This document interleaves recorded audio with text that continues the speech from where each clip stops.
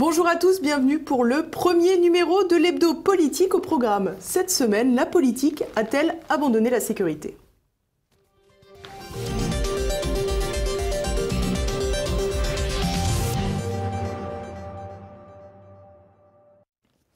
Les politiques ont-ils renoncé à la sécurité? Thème marqué, souvent considéré précaré de la droite, la campagne présidentielle a presque fait l'impasse sur ce sujet. Pourtant, la sécurité apparaît parmi les premières préoccupations des Français, si ce n'est la première. Alors pourquoi ce renoncement? Les politiques ont-ils vraiment les moyens d'agir? Quelles pistes pour renforcer la sécurité en France? C'est à toutes ces questions que nous allons tenter de répondre avec Xavier Hofer. Bonjour. Bonjour Xavier Hofer, merci d'être avec nous. Bonne année, évidemment. Alors, pareillement. Sur TV Liberté, on vous connaît déjà beaucoup. Vous êtes criminologue, vous êtes expert dans pas mal de médias. Vous avez écrit de nombreux ouvrages et je profite de l'occasion pour dire que vous avez aussi préfacé La France Orange Mécanique de Laurent Berton qui sort en poche le 18 janvier prochain. Alors pour commencer, Xavier, avant de vous donner la parole, ce que je vous propose, c'est de regarder un court sujet pour reprendre la majorité des sondages qui sont sortis sur la sécurité et l'impression des Français et résumer tout ça, on va regarder ça. Les Français ont de plus en plus la trouille. C'est en synthèse ce qui émane du dernier sondage Odoxa pour Fiducial sur le sentiment de sécurité ou d'insécurité au quotidien. Si les médias du système ont clamé en chœur que les Français réclamaient un tour de vis sécuritaire, ils ont savamment écarté le véritable enseignement de l'étude. Les Français, les gens, pas ceux de Mélenchon particulièrement, mais les personnes du quotidien, ni ministres, ni patrons du CAC 40, ces gens-là, eux, ont de plus en plus peur dans leur vie de tous les jours. Plus 6 points depuis septembre dernier, soit 66%, une très large majorité. Et quand on s'intéresse aux femmes uniquement, le résultat grimpe à 77%. C'est donc 3 Françaises sur 4 qui affirment avoir un sentiment d'insécurité. Et quand on avance dans les résultats du sondage, on ne s'étonne pas. En effet, 62% des sondés, plus de 3 sur 5, révèlent qu'ils ont déjà été victimes d'un vol ou d'une agression. Ils sont d'ailleurs autant à choisir leur lieu d'habitation en prenant en compte l'aspect sécuritaire du quartier. Sur ce point, un chiffre interpelle tout particulièrement. En effet, si 66% des femmes estiment que la sécurité a compté dans leur choix de lieu de vie, le chiffre monte carrément à 76% chez les moins de 25 ans, hommes et femmes confondus. Un résultat bien loin du lieu commun des journalistes où l'obsession sécuritaire serait réservée aux personnes âgées qui votent à droite. Pour ne pas arranger non plus les chiffres du chômage, pas moins de 61% des Français déclarent qu'ils pourraient refuser un emploi s'ils ont des doutes sur la sécurité des lieux. Dans le même temps, l'étude prouve également l'adhésion presque unanime, 90%, à la police de sécurité au quotidien. Cette opinion favorable a progressé de 2 points depuis septembre et elle est transpartisane. En effet, on approuve la création de cette nouvelle police de l'extrême gauche au Front National. Pour autant, autre élément probant de l'étude, 7 Français sur 10 disent ne pas faire confiance au gouvernement pour assurer leur sécurité au quotidien contre les agressions ou autres cambriolages, un chiffre plus élevé que pour la lutte contre le terrorisme où encore 43% se disent encore confiants. C'est donc sans véritable surprise que l'on observe que les Français cherchent à s'adapter et à se protéger eux-mêmes. D'abord, bien qu'encore minoritaires, les Français s'équipent de plus en plus d'alarmes, un chiffre qui monte à 42% chez les personnes ayant déjà eu un cambriolage à déplorer. Un vivier qui augmente à la vitesse de la lumière puisque l'on recense un cambriolage toutes les 2 minutes. Les Français s'équipent donc, mais ils se prennent aussi en main. 85% considèrent qu'ils ont directement un rôle à jouer dans la sécurité du quotidien et plus de 7 millions de personnes se disent prêtes à intégrer une réserve opérationnelle ou citoyenne. L'impression donc qu'au vu de l'impuissance de l'État face aux délits qui pourrissent la vie, les citoyens sont prêts à s'organiser. On rappelle dans ce cadre qu'en 2016, la Fédération de tir sportif avait enregistré une hausse de 40% des adhésions. Les associations qui plaident en faveur du port d'armes pour la légitime défense fleurissent aussi. Ces tendances devraient donc interpeller les dirigeants politiques. En effet, face à l'incapacité de l'État à faire régner l'ordre, c'est son monopole de la violence légitime qui pourrait s'évaporer progressivement. Une tendance qui n'est pas arrangée par l'impression de laxisme judiciaire des Français. En effet, la non-application des peines de prison ferme inférieures à 2 ans et la suppression des peines planchées sont autant d'éléments qui renvoient une image trop souple de la justice à l'égard des délinquants. D'ailleurs, dans une enquête de l'INSEE datant d'il y a 1 an, 64% des Français s'estimaient mécontents de la justice et à l'époque, seule une personne sur 5 approuvait l'action de Christiane Taubira à la place Vendôme. Cette mauvaise image de la situation sécuritaire de la France rejaillit directement sur les politiques. En effet, pour 90% de la population, la classe politique refuse de regarder la réalité en face au sujet de la sécurité. Plus de la moitié déclarait d'ailleurs que ce thème compterait plus qu'avant dans leur vote à la présidentielle. Pourtant, la dernière élection a presque fait l'impasse sur ce sujet majeur, laissant la part belle au terrorisme dont les propositions revêtent un côté grand spectacle. La droite, dans son ensemble, plus encline à parler des questions sécuritaires, n'a pas fait exception, loin de là. Face au politiquement correct, elle s'est pliée, comme souvent, aux règles de la gauche. Alors déjà pour commencer, Xavier Hofer, est-ce que l'insécurité est vraiment de plus en plus présente en France? Est-ce qu'il y a de plus en plus de violence? Il faut bien distinguer 2 sujets différents. Un dont on ne parlera pas, qui est celui du terrorisme. Dans ce domaine-là, qui est grave, les choses vont mieux. Vous avez remarqué que depuis quelques mois, de plus en plus d'individus sont arrêtés préventivement, c'est-à-dire avant le passage à l'acte. C'est ça qu'on demande à l'antiterrorisme, d'éviter le bain de sang. Donc ça se fait mieux qu'avant. C'est pas sûr qu'on puisse parer à 100% des situations terroristes, mais au moins, au jour le jour, ça va mieux. Reste le deuxième problème, celui de la sécurité au quotidien. Alors là, la situation est très mauvaise. La France est soumise au pillage. Nous avons une banque de données qui, jour après jour, nous remonte de toute la province. Le pillage ahurissant. Encore hier, on a voté 1 tonne de Saint-Nectaire. Tout est volé. Des selles dans des haras, parce qu'une selle, ça vaut de l'argent. Tout est au pillage. Alors, la situation est d'autant plus grave que, bien entendu, les grands médias ne disent jamais qui pillent. Ces grands médias ont inventé, vous savez, en matière de nutrition, il y a les calories creuses. Alors, ils ont inventé l'information creuse.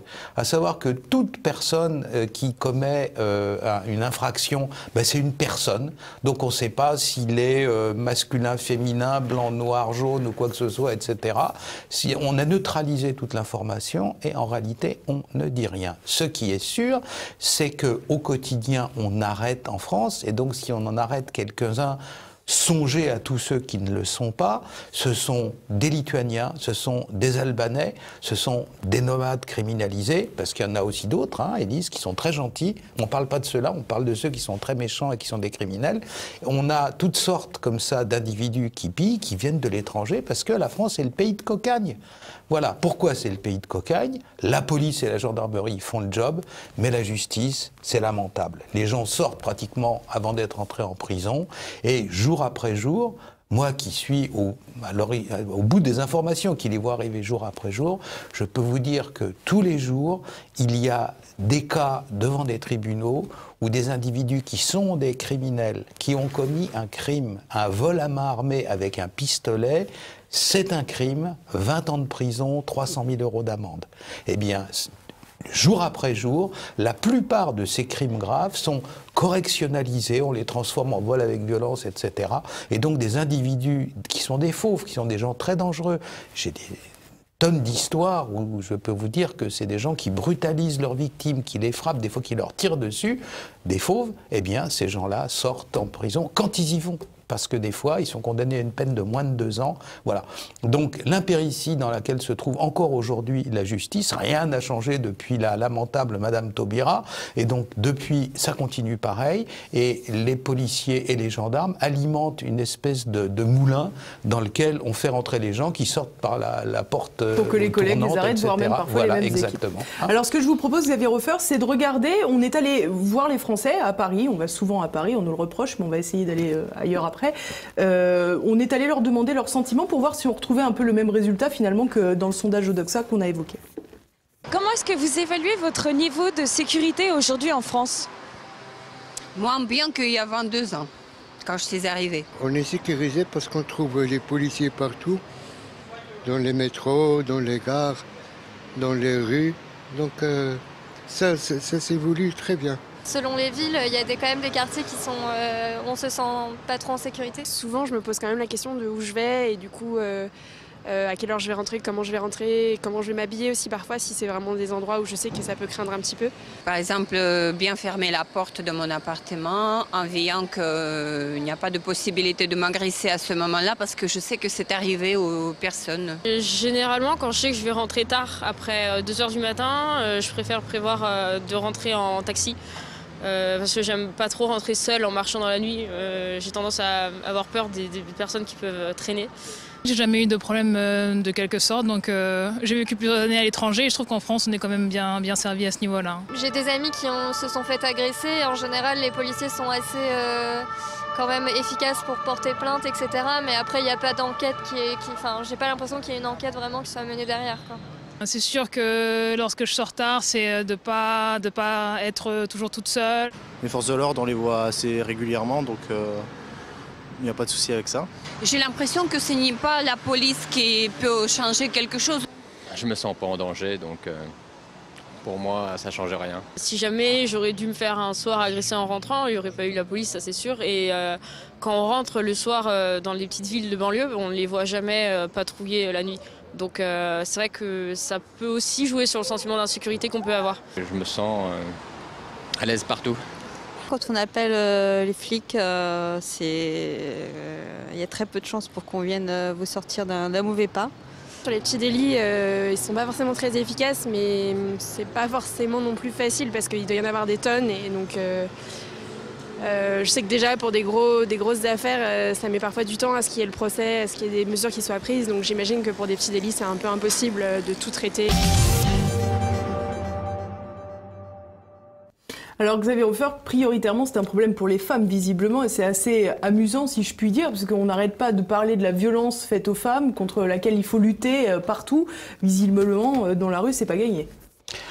D'autant plus que j'avais déjà poussé des cris il y a 2 ou 3 ans, quand une toute jeune fille de 14 ans avait été happée par une bande et avait servi d'objet sexuel pendant 10 jours ou 20 jours dans une cave dans le sud de la France et que, bien entendu, les violeurs en question avaient eu de la part de la justice un traitement du style « malheureuse victime », effectivement, ils sont un peu joueurs, faut les comprendre.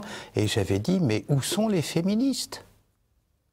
Où sont osés le féminisme ? Où sont les chiennes de garde ?»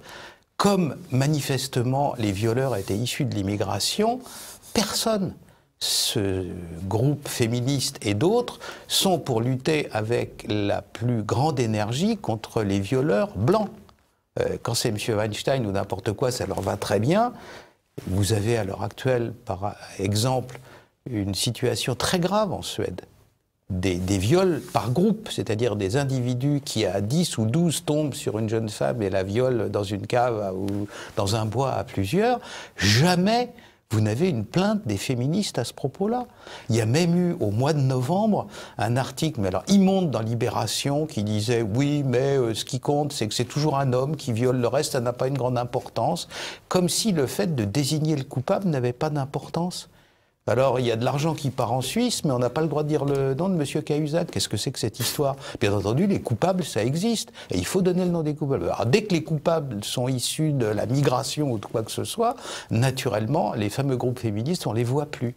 C'est ça le problème. Le problème, c'est que, bien entendu, les femmes sont en danger dans certains quartiers. On sait pourquoi, on sait à cause de qui, mais ceux qui, d'ordinaire, sont en plein dans les colonnes du Monde ou alors de l'Observateur, on les voit peu dans ces cas-là. Ils ont une vision sélective de quand c'est pas bien de violer ou quand c'est passable. Alors ce qui est choquant aussi, c'est que beaucoup de ces jeunes femmes nous ont expliqué que finalement elles s'adaptaient d'une manière ou d'une autre. Soit elles ne sortaient plus seules, soit elles ne prenaient plus les transports en commun ou ne marchaient plus dans la rue quand il était tard, elles prévoyaient un taxi. Donc finalement, on a l'impression qu'elles se créent un espèce de cocon de sécurité et elles renoncent à une partie de leur liberté, puisque finalement personne ne devrait avoir à renoncer de marcher dans la rue à 2 h du matin. Mais c'est toujours ce qui se passe en pareil cas. Quand vous êtes menacé et qu'il n'y a personne pour vous défendre, bien vous contournez l'obstacle. Mais elles sont d'autant plus... il est d'autant plus souhaitable qu'elles râlent que c'est éminemment un problème politique. Où est, alors les féministes, zéro pour la question, hein, vous avez vu, mais les politiques, ils sont où sur cette affaire-là? Alors on les voit plus. Justement, on l'a évoqué tout à l'heure dans le sujet, lors de la présidentielle, il est vrai qu'on a très peu parlé de sécurité, on a parlé beaucoup de terrorisme que vous avez évoqué au tout début de cette émission. Comment expliquez-vous finalement que ce sujet n'est pas davantage intéressé, non pas les Français, mais les candidats à la présidentielle? C'était un thème qu'il ne fallait pas évoquer? Eh ben, il semble que personne n'ait osé enfreindre le candidaton du Monde et de Libération. Personne, voilà. Donc c'est Libération et Le Monde qui a imposé ces thèmes, à savoir essentiellement l'économie d'ailleurs, il faut bien le dire, dans la présidentielle. Ce serait un peu réducteur de dire ça, mais ils ont fait beaucoup pour. À savoir que, bien entendu, vous avez maintenant d'innombrables médias, mais les autres médias se contentent de copier ce qui vient de 2-3 sources principales. Et les sources principales qui alimentent, je me souviens dans le temps avoir été dans la rédaction d'un grand hebdomadaire, ils ne savaient pas quoi penser avant que Le Monde arrive à 13h, par exemple. Et c'était pourtant, à l'époque, l'Express, c'était l'hebdomadaire le plus vendu de France. Voilà. Hein, donc, c'était ça le problème. Alors, les autres, ils s'adaptent. Hein, ils disent, oui, c'est ça qu'il faut penser, et en avant. Est-ce qu'il n'y a pas une deuxième raison? Est-ce que ce ne serait pas tout simplement que les politiques ont l'impression de ne plus pouvoir faire grand-chose pour améliorer la sécurité en tant que telle? Alors, il y a l'hypocrisie, et puis il y a aussi l'oubli. À un moment donné, l'oubli ou l'aveuglement peut frapper des gens. Je vais vous rappeler un exemple que les gens n'auront plus en tête. L'exemple en question, c'est celui du 11 septembre 2001 aux États-Unis. 10 mois avant le 11 septembre, il y a une élection présidentielle aux États-Unis. L'élection présidentielle, Bush, le fils, qui est opposé à Al Gore. Il y a eu 3 émissions d'1 heure de télévision pendant lesquelles les 2 candidats ont répondu aux questions des journalistes. C'était 10 mois avant le 11 septembre. Aucune des questions n'a porté sur le terrorisme. 1 an avant le 11 septembre, les États-Unis avaient oublié ce problème-là. Au point que on pose les questions aux candidats. Vous, quand vous serez ministre, président, qu'est-ce que vous ferez pour l'agriculture? Vous, qu'est-ce que vous ferez pour les retraités? Vous, qu'est-ce que vous ferez pour les malades de ceci, cela? Ils ont répondu à tout. Personne ne les a interrogés sur le terrorisme. Le consensus de la classe médiatique, c'est que c'était un problème du passé, que ça n'avait plus d'importance. Eh bien, dans cette élection-là, pareil pour la sécurité. Et tous les partis, y compris le Front National, ont fait l'impasse sur ce sujet-là.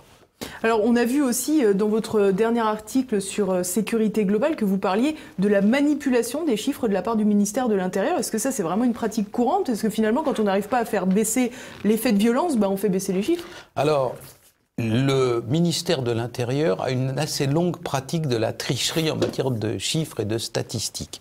Je vous donne un exemple. Encore quelques semaines de ça, vous avez eu tout va bien, les vols à main armée, il y en a 2900 en France, il y en avait 3400 l'année d'avant, ça baisse, etc. Eh bien, c'est un mensonge, car naturellement, cela ne concerne que les vols à main armée commis avec une arme à feu.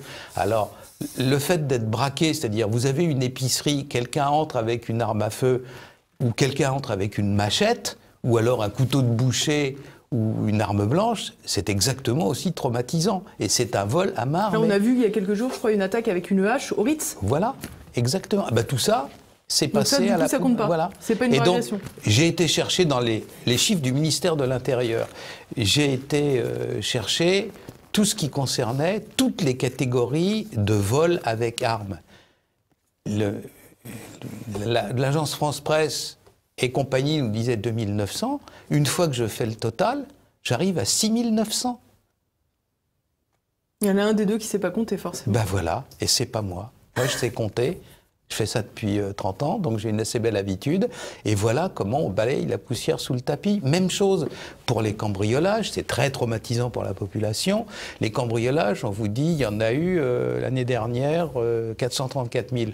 Oui, mais bon, une fois qu'on considère qu'il n'y a pas que les cambriolages de résidence principale, vous pouvez vous faire cambrioler votre appartement, mais il n'y a pas que ça. Vous pouvez vous faire cambrioler vos résidences secondaires, vous avez une caravane, vous pouvez vous la faire cambrioler, etc., etc. Donc on passe de 430 000 à 570 000. On parle quand même d'un cambriolage toutes les 2 minutes. Voilà, en comptant toutes les catégories. D'accord. Et le ministère de l'Intérieur, régulièrement, ne publie que les cambriolages de résidences principales. Et le reste, il balaye tout le reste du tapis. Question peut-être basique, mais c'est celle où les propriétaires ont porté plainte, je suppose. Ah mais ils ont porté plainte dans tous les cas, donc évidemment. Ceux qui ne portent pas plainte tout simplement parce qu'au bout de la 3e fois qu'ils se font cambrioler, ils savent pertinemment que ça ne va pas avancer grand-chose. Ça s'ajoute en plus. Ça, c'est encore pas calculé. C'est ce qui s'appelle le chiffre noir. Hein?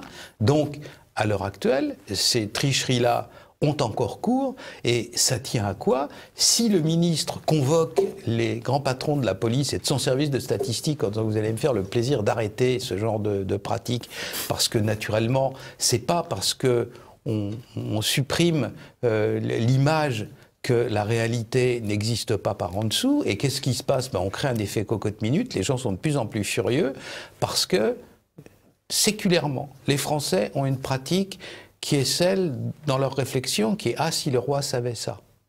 C'est séculaire, voilà. C'est-à-dire que, ces conseillers ne sont pas tous très bons, mais si le président ou si le roi savait ça, eh bien, il viendrait nous aider, il comprendrait à quel point on souffre. À l'heure actuelle, on déclenche des phénomènes de cette nature dans la population, d'où les sondages.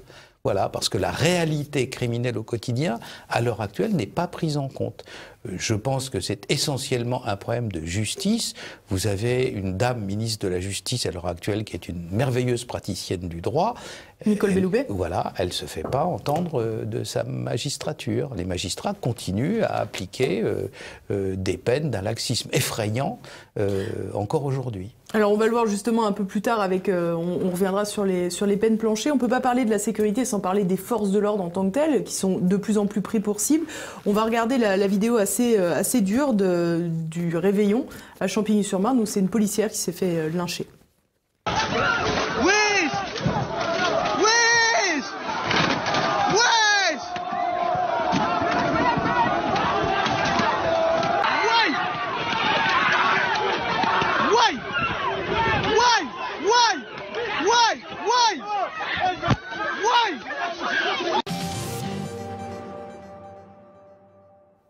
Bon, là encore, on appréciera que tout le monde aime prendre soin des femmes. On le voit bien, puisque c'était une policière. Avant de... La lâcheté. Oui, 25... 15 grands gaillards ou 30 gaillards sur une malheureuse femme par terre. Tant qu'à faire. Oui. C'est plus pratique. En tous les cas, on a vu qu'il y a eu des critiques parce qu'un journaliste a dit que c'était tout simplement un fait divers. Alors, au-delà de minimiser les faits qui ne sont pas minimisables, est-ce que malheureusement, ce qu'il voulait peut-être dire, c'est que c'est quand même un peu le lot commun des policiers maintenant? L'expression « fait divers » chez les journalistes est un marqueur. Ça veut dire « ça n'a pas d'importance ». Ça veut dire « Marie-Antoinette, dit-on, aurait prononcé la phrase « ils n'ont pas de pain, qu'ils mangent de la brioche ». C'était de l'humour. Je ne sais pas si c'est vrai ou si c'est un racontard de l'époque. Voilà. Fait divers, ça veut dire qu'ils mangent de la brioche. Ça n'a pas d'importance. Et récemment, un journaliste de France Inter a parlé du livre de Laurent Oberton, qui a secoué toute la France. Il s'en est vendu 100 000 exemplaires. Les gens disaient « enfin, je retrouve la réalité que je vois tous les jours », en parlant avec un mépris de caste extraordinaire d'une compilation de faits divers. Petit crétin. Voilà. C'est comme ça que vivent ces gens-là. Ils vivent dans une tour d'ivoire, et ce qui arrive au bon peuple en bas, ça ne les affecte pas. C'est ça le problème. Donc le fait divers, vu par un journaliste de la presse Drahi ou de la presse Niel, ça signifie tout ça c'est des trucs de beauf dans les banlieues, là, ça les amuse beaucoup. Vous avez remarqué quand il se produit des horreurs comme le fait qu'un train de banlieue soit attaqué par une bande de 50 voyous qui pillent tout le monde, Libération, Hillard dit « Ah, l'attaque de la diligence, le Far West, tout ça, tout cela est fort drôle. Mon Dieu, comme c'est amusant ». Mais c'est pas eux qui sont à ce moment-là. Ils prennent pas le train, peut-être. Voilà, c'est ça sans doute. Donc, il y a ce mépris de caste chez un certain nombre de journalistes qui, dans le temps, étaient de gauche et qui, de manière monstrueuse à l'heure actuelle, sont devenus les interprètes du monde selon Soros. Alors on va regarder tout de suite, Xavier Hofer, les réactions politiques. Exceptionnellement, les tweets ne seront que de personnalités politiques après cette affaire de Champigny-sur-Marne, justement. Les coupables du lynchage lâche et criminel des policiers faisant leur devoir une nuit de 31 décembre seront retrouvés et punis. Force restera à la loi, honneur à la police et soutien total à tous les agents bassement agressés. Les attaques de policiers sont devenues un véritable sport dans certains territoires, comme les faits récents l'ont montré à Champigny, à Pau, dans l'Essonne, à Toulouse, en Seine-et-Marne. Le lynchage d'une policière à Champigny est inqualifiable. Les images sont insoutenables. Cet acte d'une lâcheté extrême doit être puni le plus sévèrement possible. Va-t-on entendre Gérard Collomb dénoncer cette agression immonde ? S'acharner contre un policier, c'est attaquer la nation tout entière. Assez de cette racaille en liberté. Que l'année 2018 qui commence soit celle du retour à l'ordre et à la justice, les voyous en prison et les forces de l'ordre enfin défendues et respectées. Policier agressé à Stein, policière lynchée au sol par une foule de sauvages à Champigny. 2018 commence dans la haine anti-flic la plus choquante.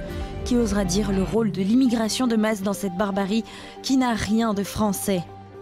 Après Champigny, voici Argenteuil, 25 jours d'ITT pour une policière après une intervention. Et ce ne sont pas des fake news.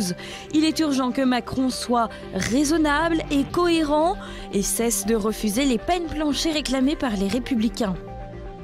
La décision logique après Champigny serait de rétablir les peines planchées pour les attaques commises contre les policiers, à moins que la politique pénale de Taubira ne soit le plafond indépassable du nouveau gouvernement. Alors forcément, condamnation unanime. Ben oui, mais j'entends ça depuis 30 ans. Hein, il n'y a pas un président de la République qui n'est pas arrivé, parce que c'est l'origine de tout, en disant les quartiers qui échappent à la République, nous allons les ramener, etc. L'ordre va régner, la discipline, etc. Vous avez vu ce qui se passe? Ça continue depuis 25 ans. Donc, ce sont des mots creux, et il y a un très joli proverbe chinois qui dit « le mot chien ne mord pas ». Voilà, ce sont des mots, et les mots ne mordent pas. Alors, naturellement, compte tenu de ce que sont ces quartiers et les individus qui y sévissent, ceux qui sont capables de lyncher des femmes à terre, naturellement, il leur faut un minimum de retour à l'ordre. Tant que la classe politique, dans son ensemble, ne prendra pas au sérieux la dimension criminelle de la politique de la ville, eh bien, on continuera à avoir des policiers qui grillent au cocktail Molotov, à avoir des jeunes femmes lynchées à terre et à avoir des politiciens qui font de l'air avec leur bouche. Si on doit résumer la politique de la ville aujourd'hui, on pourrait dire ghettoisation, clientélisme, communautarisation et communautarisme. Et la population de plus en plus asservie à des formes radicales, extrémistes et fanatiques d'islam que la grande majorité d'entre eux rejettent. L'islam africain en France, c'est l'islam du Sahel, c'est un islam soufi, c'est un islam paisible. Ils ne sont pas du tout salafistes, quoi. J'ai eu plein d'étudiants qui viennent de cette région-là du monde. On n'aura jamais de problème d'hystérie ou de fanatisme religieux avec eux. Et pourtant, dans les quartiers, ils sont soumis à une petite minorité d'individus qui les obligent à baisser les yeux, qui les obligent à se comporter en fanatiques. Voilà, c'est ça le problème. Stéphane Ravier, dans les réactions, faisait un parallèle entre ces actes de violence dans les quartiers qui échappent, entre guillemets, à la République, c'est comme ça qu'on dit maintenant, et l'immigration. Est-ce que c'est de bon ton? Alors évidemment, dans les médias mainstream, ça ne se fait pas de le dire, mais est-ce que finalement, il y a quand même un lien de cause à effet? Alors, j'aimerais savoir pourquoi il faut compter les gens qui ont la peau blanche et les gens qui ont la peau de couleur à la télévision pour se plaindre de la présence des uns et de l'absence des autres, et pourquoi on n'a pas le droit de le faire dans la rue quand il s'agit de gens qui ont commis des délits ou pire encore des crimes. Le fait de s'en prendre à un officier de police dans l'exercice de ses fonctions et de le lyncher de coups avec sans doute l'intention de le tuer, c'est un crime. D'autant qu'il me semble dans l'affaire Louaka, Théo Louaka, là, le fameux jeune qui aurait été agressé par des policiers, il a été présenté comme un jeune homme noir de fait et on a parlé très rapidement du racisme des policiers. Exactement. Alors, il y a 2 poids 2 mesures. Moi, en tant que criminologue, je respecte naturellement les lois en vigueur de la République. Il y a des lois sur le comptage et des lois sur le racisme. Nous les respectons naturellement parfaitement et pleinement, mais on peut s'étonner que des gens qui veulent s'enfermer dans une pièce en disant on veut être contre des gens originaires des colonies, c'est-à-dire entre Africains ou Maghrébins et les Blancs n'ont pas le droit de venir. Anti-blancs, oui. Je comprends pas que des gens qui disent on est tous blancs, on veut être dans une pièce, ça soit des racistes, et que des gens qui disent on est tous noirs, on veut être dans une pièce, ça soit des antiracistes. J'ai un peu de mal à comprendre.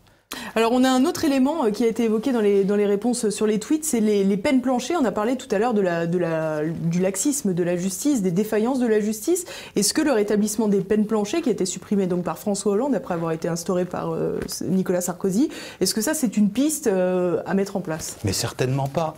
Pour une raison bien simple, c'est que les peines planchées, il faut les appliquer. On a affaire à des magistrats qui renvoient dans la rue systématiquement. Peut-être ont-ils peur, peut-être ont-ils mauvaise conscience, quelle que soit la raison. C'est comme ça qu'ils se conduisent la plupart du temps. Et qu'on ne vienne pas me dire que je fantasme. Jour après jour, nous avons des cas concrets de gens qui ont commis des vols à main armée, c'est-à-dire des crimes passibles de 20 ans de prison, qui sortent du tribunal les mains dans les poches. On en a tous les jours, j'exagère, toutes les semaines, à coup sûr. Voilà. Donc, à partir du moment que vous mettiez des peines planchées, que vous condamniez même toute personne qui aura regardé un policier de travers, allez, on va chercher l'extrême, au supplice du pal, si jamais en aval, les magistrats ne le font pas, ben, qu'est-ce qui se passe? Rien, ils sortent les mains dans les poches. C'est naturellement une réforme de la justice, rendre à la justice la notion de la sévérité qu'il faut face à un certain nombre de criminels. Autrement, peine planchée ou pas peine planchée, rien ne changera. Les peines planchées, c'est encore du bruit avec la bouche. C'est de l'agitation politicienne. On dit oui, mais il faut des peines planchées. Y a-t-il eu un malfaiteur de plus mis en prison à l'époque sous Sarkozy que maintenant? Eh ben non, pas tellement plus que ça.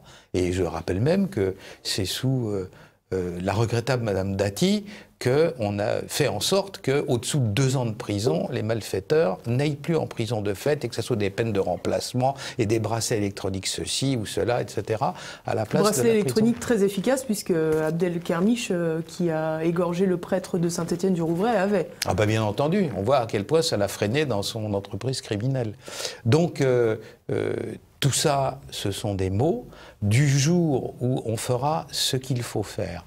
Cibler les noyaux durs des bandes criminelles. Les individus là qu'on a vus, il y en a 3 qui entraînent les 15 autres ou 20 autres. Les cibler, les identifier, voir les crimes dont ils se sont rendus coupables et les mettre hors d'état de nuire dans le respect des textes en vigueur pour un certain nombre d'années. Alors quand vous mettez les gens en prison et que ce sont des criminels, vous faites 2 choses. Premièrement, vous leur faites peut-être comprendre que c'est pas drôle et que, enfin, c'est pas drôle quand c'est pas des prisons où il y a la télé, les joints, les téléphones portables, etc. Le téléphone fixe maintenant. Oui, bien sûr. Ah ben en plus, on a le choix. Le fil de cuivre, et puis les numéros sur le territoire. Donc, vous avez donc la prison. Souvent, les gens, il y a été une fois, ils ont peut-être, si elle est vraiment la prison, plus trop envie d'y aller une seconde.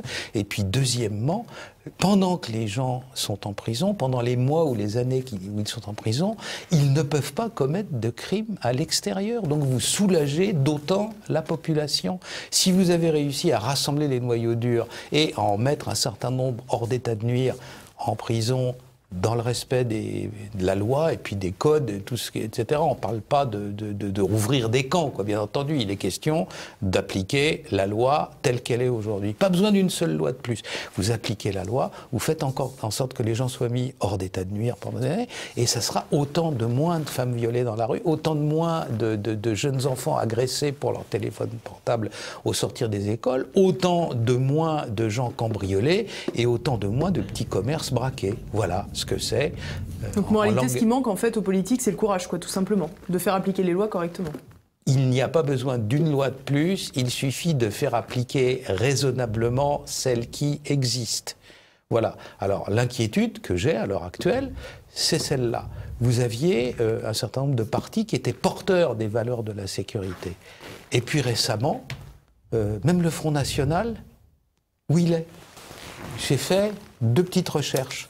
Vous avez un questionnaire que le Front National a envoyé à tous ses adhérents.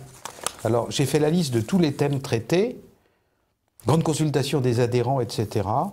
Vous avez la procréation médicalement assistée, la gestation pour autrui, le climat, l'énergie nucléaire, rien sur la sécurité au quotidien. Pas une question là-dessus, pas une.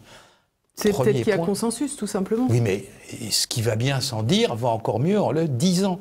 Le fait qu'il y ait un consensus, il y a aussi des consensus au Front National, j'imagine, sur l'immigration, il y a des questions de poser sur l'immigration. Or, sur la sécurité au quotidien, rien. En plus de ça, récemment, et ça n'a pas été contredit par quiconque, liste indicative et non exhaustive d'ouvrages par thème, c'est-à-dire la bibliothèque du Front National. Alors, formation générale, économie, entreprise, travail, réindustrialisation, agriculture, ruralité, Europe internationale, immigration, chrétiens d'Orient, islamisme, environnement, énergie, culture. Pas un livre sur la sécurité des conseillers. Il y a la France Orange Mécanique, il me semble. Non, mais c'est un livre sur la dénonciation du constat. Quand on forme les gens, c'est pour qu'ils apprennent quelque chose pour l'avenir. La France Orange Mécanique, moi, c'est pas moi qui vais dire le contraire, c'est moi qui l'ai préfacé. Mais quand même, les faits et les chiffres et les données qu'il y a dedans, ils sont vieux de plusieurs années. Hein? Je sais d'où ils viennent d'ailleurs. Donc, je peux vous dire la chose suivante, que c'est un peu quand même... Comment voulez-vous, vous êtes militant dans un parti politique, très bien, moi je ne critique pas, simplement comment voulez-vous que les gens apprennent, se forment, et comment voulez-vous qu'ils puissent dire si c'est pour eux important ou pas? Il n'y avait rien sur ces sujets-là. C'est pas normal. Alors les Républicains, bah pareil, ils font du bruit avec leur bouche, mais qu'est-ce qui a changé sous Sarkozy? Pas tant de choses que ça finalement. Hein. Alors c'était moins lamentable que sous Madame Taubira. Tout est moins lamentable que sous Madame Taubira, certes, mais à ce point-là, et quand même, les choses n'ont pas changé tant que ça, si gravement que ça. Et donc je dis à l'heure actuelle, si les gens votent pour certains partis, surtout dans la France périphérique, c'est pas à cause de la procréation assistée par autrui ou Dieu sait quoi. C'est sur les phénomènes de « je peux plus rentrer chez moi, je me fais courser quand je rentre du marché, etc. » Si ces gens-là ne sont plus défendus, que vont-ils devenir? C'est ça la question qu'on devrait se poser. C'était les beaux conseils de Xavier Hofer pour la rentrée 2018. Exactement. Merci beaucoup Xavier Hofer d'avoir ouvert le bal pour cette émission et pour cette nouvelle année. Ce fut un plaisir. Merci beaucoup à tous de nous avoir suivis. N'oubliez pas l'histoire du petit pouce bleu, etc., etc. Et puis, à la semaine prochaine.